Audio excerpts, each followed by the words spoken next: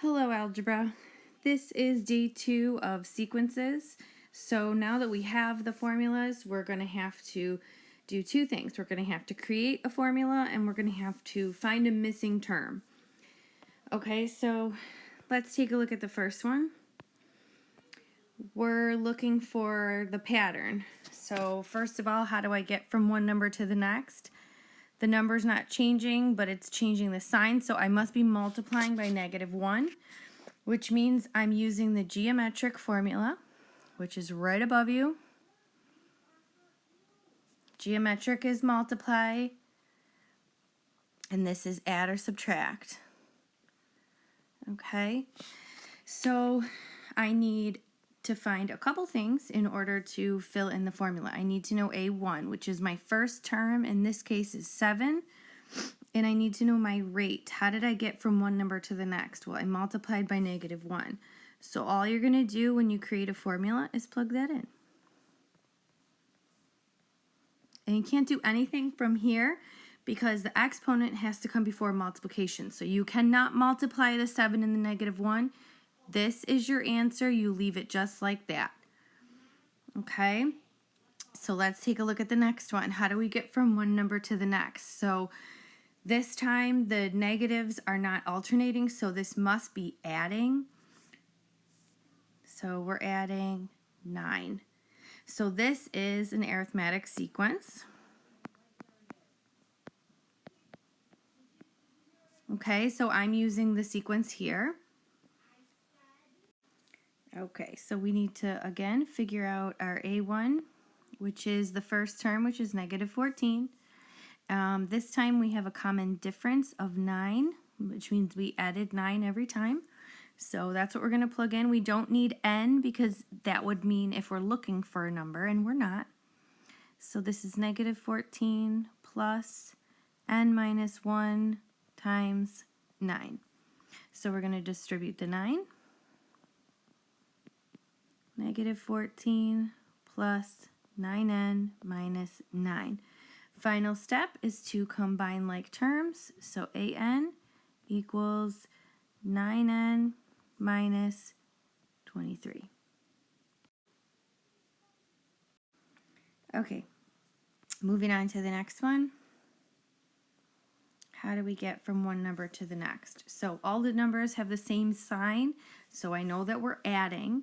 So if you're trying to figure out how you got from -110 to -85, you could go backwards. So if we take 110, take away 85, we're going to get 25. So this must mean we're adding 25 all the way through. So I know that D equals 25, and I know that A1 is -110.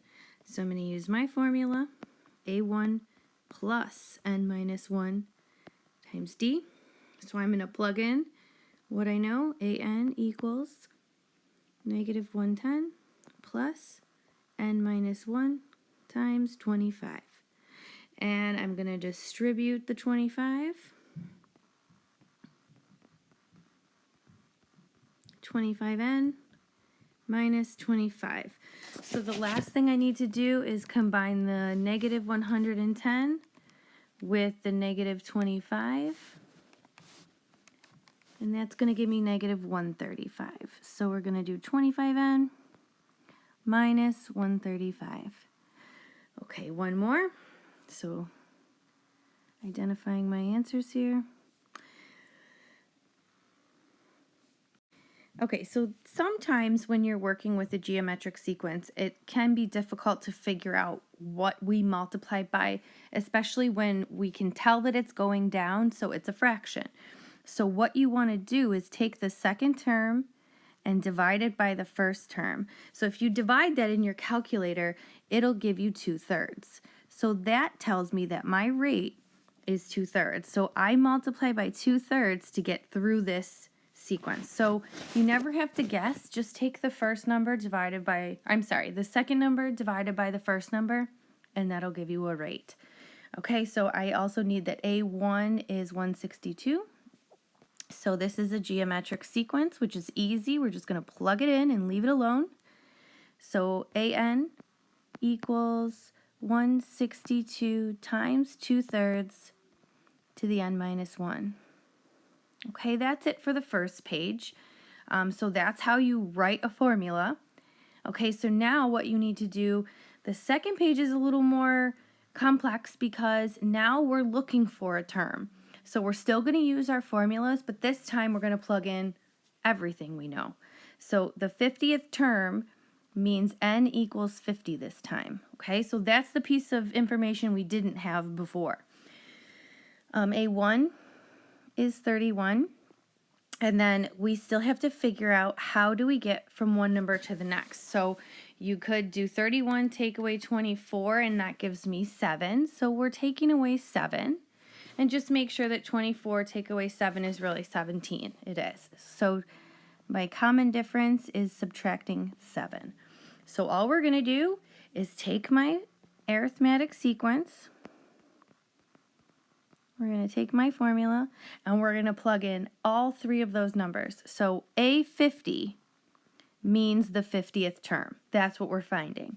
A1 is 31 plus n minus 1 is 50 minus 1 times negative 7.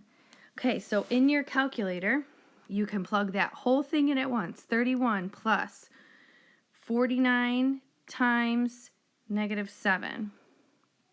I got negative 312. Now I want you to think about this answer. Does it make sense that my answer would be negative? It sure does, right? Because if I'm subtracting 7 every time, by the time I get to the 50th one, I should be in the negatives, okay? So make sure your answer makes sense. Okay, the next one is a little tricky because we're going to have to do a couple steps in order to get the right answer here. So they told us that the first term, arithmetic, by the way, so we know that we're using the arithmetic formula.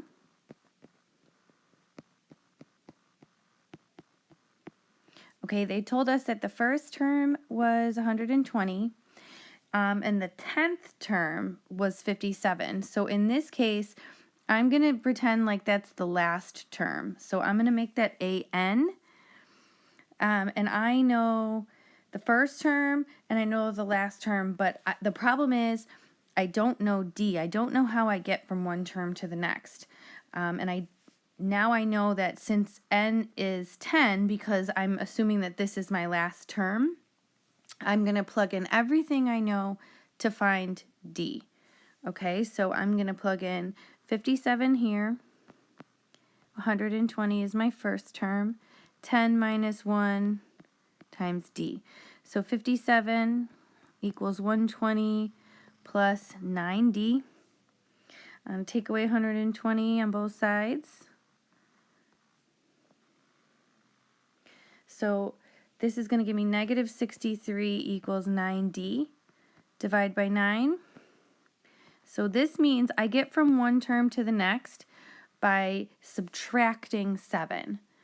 Okay, so I could do that 27 times, okay? Or I could just do the formula over again using 27 this time. So what I mean by that is I know the first term is 120. And now I know that D equals negative 7. And now I know that I'm looking for the 27th term. So N equals 27. So I'm going to use these three values and use the formula over again. So I'm going to plug in what I know. AN equals A1 plus N minus 1 times D. I know this is confusing. A27, I'm looking for the 27th number. So 120 plus N is 27, so 27 minus 1 is 26, and then D. So that just makes my life a little easier. I'm going to plug all that in. I'm sorry, not D. D is negative 7. My fault. Let me erase. So it's 26 times negative 7. And if I plug all that into my calculator, A27 is going to be negative 62. So that is what you were looking for. I know that was a lot of work.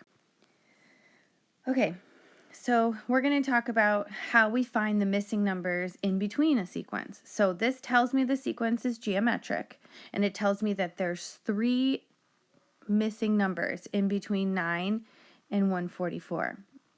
So here's what I know. I know my first term is 9, and I know my last term is 144, and I know that I have 1, 2, 3, 4, 5 numbers in my sequence. The only thing I don't know is my rate. So I need that to find the missing numbers. So I'm going to take my formula,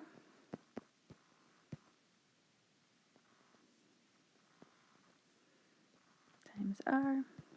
Okay, so I'm going to plug in everything I know. I know that the last number is 144, and I know that the first number is 9. I don't know my rate, and I have 5 terms. So this is going to say 144 equals 9R to the 4th. First thing I'm going to do is divide both sides by 9. So I'm going to get 16 equals R to the 4th. Now I want you to think, remember when we had R squared? To get rid of it, we square root, right? So we're going to 4th root is really what we're doing. So I'm asking you what number when I multiply it 4 times gives me 16. You can do this in your calculator by pushing 4 and then the math key, and then choice number 5 will give you that square root underneath, and it should give you 2. So if I know that my rate is 2, that means if I go back in to plug in the numbers I'm missing, this is 18. 9 times 2 is 18. 18 times 2 is 36. And 36 times 2 is 72. So those are my 3 numbers that I'm missing. Okay, one more. This one says that there's 4 numbers in between 16 and 91.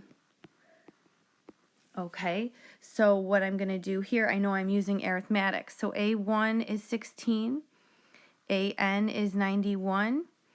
The difference between each one is what I don't know. That's my question mark. And I know that I have 1, 2, 3, 4, 5, 6 terms. So N equals 6. So we're going to take our formula and we're going to plug it in. So we're going to get 91 equals 16 plus 6 minus 1 times D. So it's going to say 91 equals 16 plus 5D. If I subtract 16, I'm going to get 5D over here, and I'm going to get 75. Divide by 5. D equals 15. That means I add 15 to get from one number to the next. So if I add 15, I'm going to get 31. If I add 15 more, I get 46, 61, and 76. So those are my 4 answers.